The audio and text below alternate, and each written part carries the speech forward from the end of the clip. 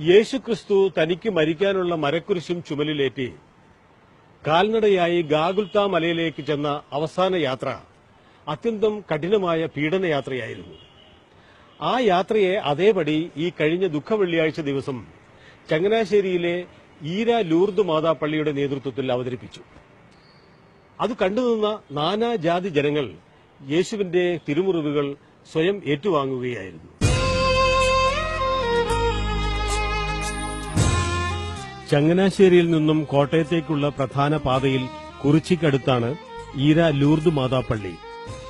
ദുഃഖവെള്ളിയാഴ്ച ദിവസം വൈകുന്നേരത്തോടെ വിശ്വാസികളും നാട്ടുകാരുമെല്ലാം ഒത്തുകൂടിയിരിക്കുകയാണ്. ഇവിടെ തീർത്തും വ്യത്യസ്തമായൊരു പീഠാനുഭവ യാത്ര തുടങ്ങുന്നു. പള്ളി വികാരി ഫാദർ ഷാജി തുമ്പേച്ചിറയിൽ ആണ് ഇങ്ങനെയൊരു യാത്രയെക്കുറിച്ചുള്ള ആശയം മുന്നോട്ട് വെച്ചത്. ഗ്രാമവീഥിയിലൂടെ ഈശോ അന്ന് അനുഭവിച്ച വേദനകളൊന്ന് റീക്രിയേറ്റ് ചെയ്യുകയാണ്. വെറുതെ റീക്രിയേറ്റ് ചെയ്ത് പോകുകയല്ല, ഇവരോട് ഈ ആർട്ടിസ്റ്റുകളൊക്കെ പ്രാർത്ഥിച്ചൊരുങ്ങിയവരാണ്, ഈ ഇടവക ജനം മുഴുവൻ പ്രാർത്ഥിച്ചവരാണ്. അപ്പം ഈ ഗ്രാമത്തിന് വേണ്ടിയും ലോകത്തിന് വേണ്ടിയും പ്രാർത്ഥിച്ചുകൊണ്ട് നീങ്ങുകയാണ്. പിലാത്തോസിന്റെ അരമനയിൽ നിന്നും ഗാഗുൽത്ത മലയിലേക്കാണ് കുരിശുയാത്ര. യേശു കുറ്റവാളിയല്ലെന്ന് ബോധ്യമായിട്ടും നിസ്സഹായനായ പിലാത്തോസിന് യേശുവിനെ ശിക്ഷിക്കേണ്ടി വന്നു. ഈ രക്തത്തിൽ എനിക്ക് പങ്കില്ല എന്ന് പ്രഖ്യാപിച്ചുകൊണ്ടായിരുന്നു അത്. ഈ നീതിമാന്റെ രക്തത്തിൽ എനിക്ക് പങ്കില്ല.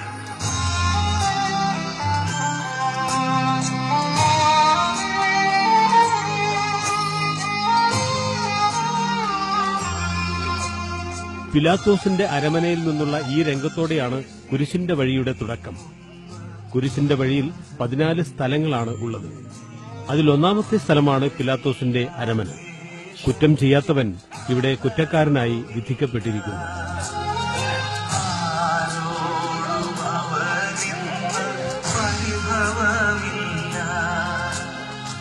ഇതുപോലെ നമ്മയും മറ്റുള്ളവർ തെറ്റിദ്ധരിക്കുമ്പോഴും നമ്മോട് നിർദ്ദയമായി പെരുമാറുമ്പോഴും യേശുവിനെ പോലെ അതെല്ലാം സമചിത്തതയോടെ സഹിക്കുവാൻ നമുക്കും പ്രാപ്തിയുണ്ടാവേണമേ എന്നാണ് പ്രാർത്ഥന.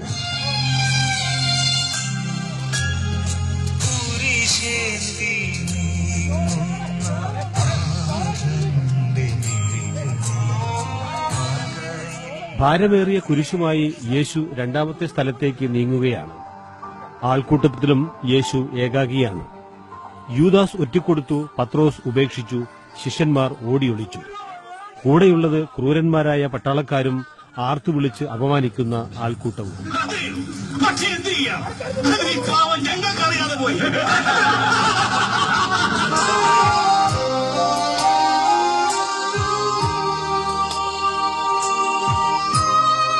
ക്ഷീണിച്ച ശരീരവും വിറയ്ക്കുന്ന കാലുകളുമായി നീങ്ങിയ യേശു മുട്ടുകുത്തി വീഴുന്നു.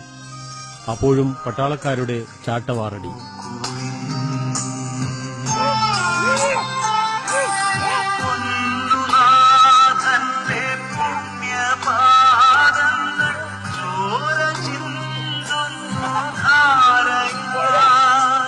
വീണ്ടും യാത്ര തുടരുക തന്നെ. അപ്പോഴതാ പ്രിയപ്പെട്ട അമ്മ ഓടിയെത്തുന്നു. വിങ്ങിപ്പൊട്ടുന്ന 2 ഹൃദയങ്ങൾ. അവർ ഒന്നും സംസാരിക്കുന്നില്ല. പക്ഷേ മകന്റെ ശരീരത്തിൽ വീഴുന്ന ഓരോ പ്രഹരവും അമ്മ സ്വന്തം ഹൃദയത്തിൽ ഏറ്റുവാങ്ങുകയാണ്. ഈ അമ്മ അറിയുന്നുണ്ട്. ഇതെല്ലാം വെറുതെയാണെന്നാണോ അമ്മ കരുതുന്നത്? ഈ ലോകത്തിന്റെ ശരിയാണ്. നിന്റെ വഴികൾ തെറ്റിപ്പോവില്ലെന്ന് എനിക്കറിയാം.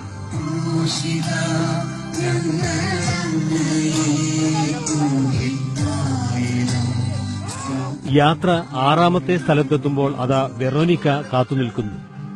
നിലത്തു തളർന്നിരിക്കുന്ന യേശുവിനടുത്തേക്ക് ജെറുസലേമിന്റെ ആ കാരുണ്യരൂപം നടന്നു ചെല്ലുന്നു. കയ്യിലെ തൂവാല കൊണ്ട് യേശുവിന്റെ മുഖത്തെ രക്തം വിനയപൂർവ്വം ഒപ്പിയെടുക്കുന്നു. അതാ യേശുവിന്റെ മുഖം ആ തൂവാലയിൽ പതിഞ്ഞിരിക്കുന്നു. ആ തൂവാല അവളുടെ ഹൃദയമാണ്.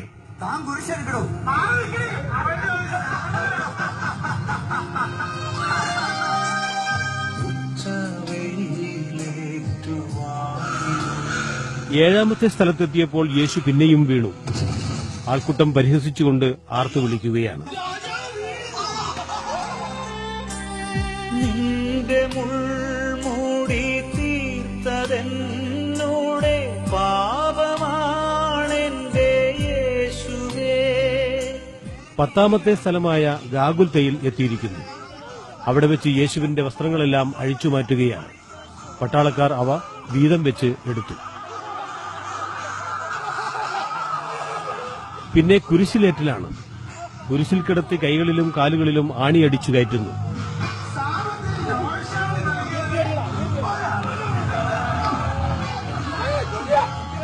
യേശുവിന്റെ ഇരുവശത്തുമായി 2 കള്ളന്മാരെയും കുരിശിലേറ്റി.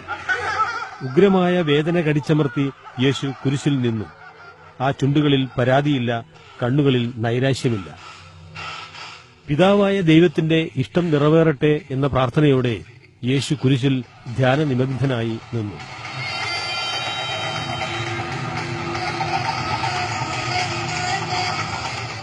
ഒടുവിൽ മൃതദേഹം കുരിശിൽ നിന്ന് ഇറക്കി മാതാവിന്റെ മടിയിൽ കിടത്തി.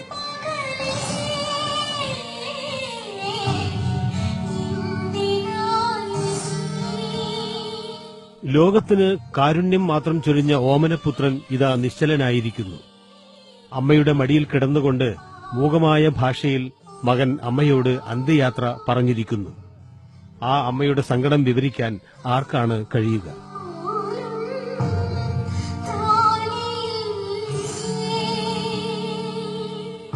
യേശുവായി വേഷമിട്ടത് ബാങ്ക് ഉദ്യോഗസ്ഥൻ കൂടിയായ ബൈജു ആണ്. 10 വർഷമായി ബൈജു പലയിടത്തും ഇങ്ങനെ യേശുവായി വേഷമിടുന്നു. എന്നെ സംബന്ധിച്ചിടത്തോളം ജനങ്ങൾ പറയുമ്പോൾ അവരുടെ മനസ്സിലേക്ക് കിട്ടുന്നതാണ് എനിക്ക് ഏറ്റവും വലിയ ഫീലിംഗ്. എനിക്ക് സ്വന്തമായിട്ട് ഫീലിംഗ് ഉണ്ടാവുന്നതിനേക്കാൾ കൂടുതൽ കണ്ടുനിന്നെല്ലാവരും നല്ലതായി എന്ന് പറയുമ്പോഴാണ് എനിക്ക് ദൈവത്തിന്റെ നാമത്തിലുള്ള ഒരു മഹത്വം കിട്ടുക. പ്രാർത്ഥിച്ച് പ്രാർത്ഥിച്ച് പ്രാർത്ഥനകളെല്ലാം യാന്ത്രികമായി തീർന്ന കാലത്ത് യേശുവിന്റെ പീഡാനുഭവങ്ങളുടെ ഈ നേർക്കാഴ്ച എല്ലാവരുടെയും ഉള്ളിൽ തട്ടുന്നതായിരുന്നു.